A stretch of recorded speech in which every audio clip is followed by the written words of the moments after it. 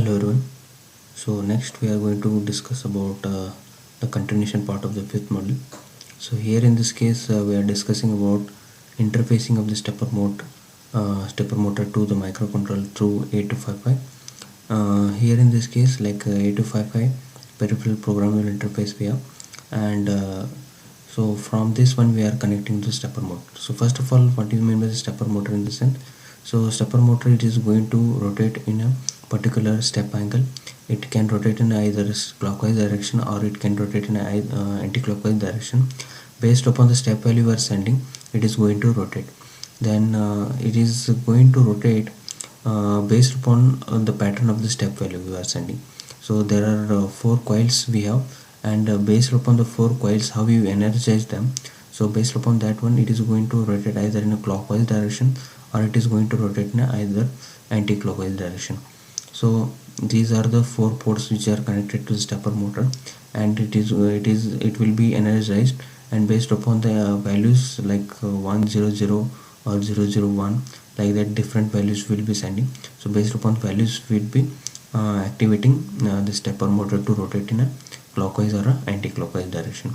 And there are stepper motor where the step angle is 1.8 degree, and to make rotate full rotation it needs 200 steps, whereas some stepper motors are having the step angle of 2 degrees, and it is to complete rotation we like again we need to have this we need to send the step values, and it is going to make this complete rotation of the 360 degrees.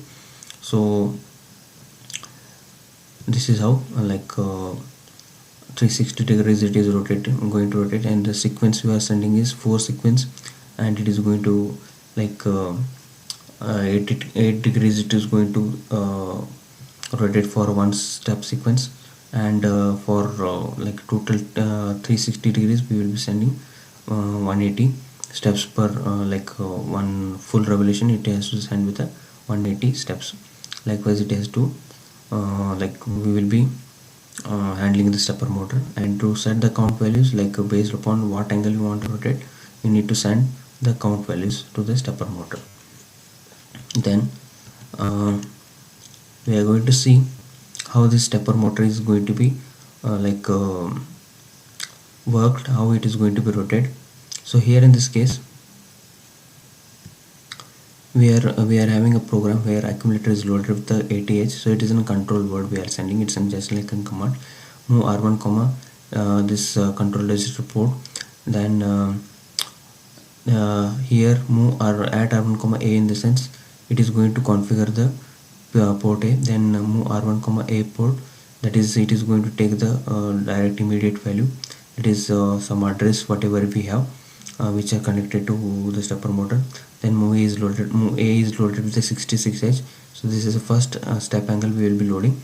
Then we are sending a continuous value to the at R1, in the sense we have certain address on the at R1.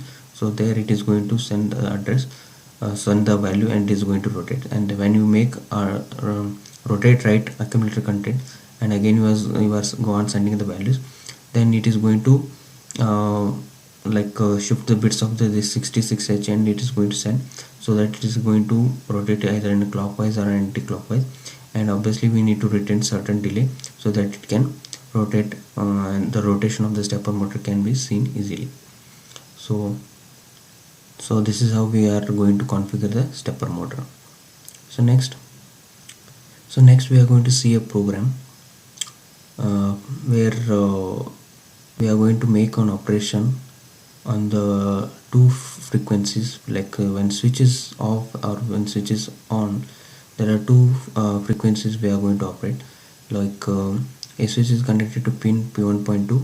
Write 8051C program to monitor switch to create the following frequencies on P1.7. So we are generating the 2 frequencies on P1.7, and switch is connected on this based upon these switch conditions we are generating the frequencies. And here it is it is mentioned to use timer 0 and mode 1 for both of them. So we are going to see how it is to be done. So first of all, case 1, we have 500 Hz frequency as it is being given. Then the time period is going to be 1 by 500 is 2 milliseconds. So total time will like 2 milliseconds is going to be. Out of this,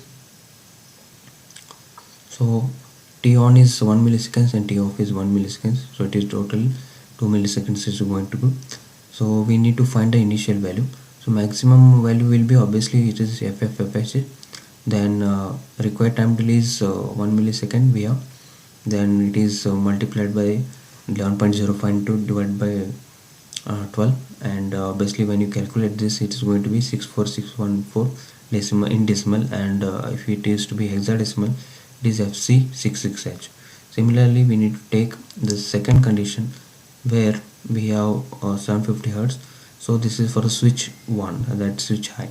So when you calculate this thing in the same way as it is done previously, so it is going to be giving FD FCH. So for 750 Hertz, it is for 750 Hertz it is FD FCH, and for 500 Hertz it is FC66H. So we are going to code it. So here you can see my bit P1.5 and P1.7, these are the two ports we are reading, and P1.7 is going to be an input where it is going to be a switch, and P1.5 is an output where we are going to generate the frequency based upon the condition of the this one, switch 0 or switch 1. Then initially it is switch is equal to 1, that is like P1.7 is kept 1, that is it is made as input port. P1.7 is made input by sending while, then while 1, so it is going to kept in a loop.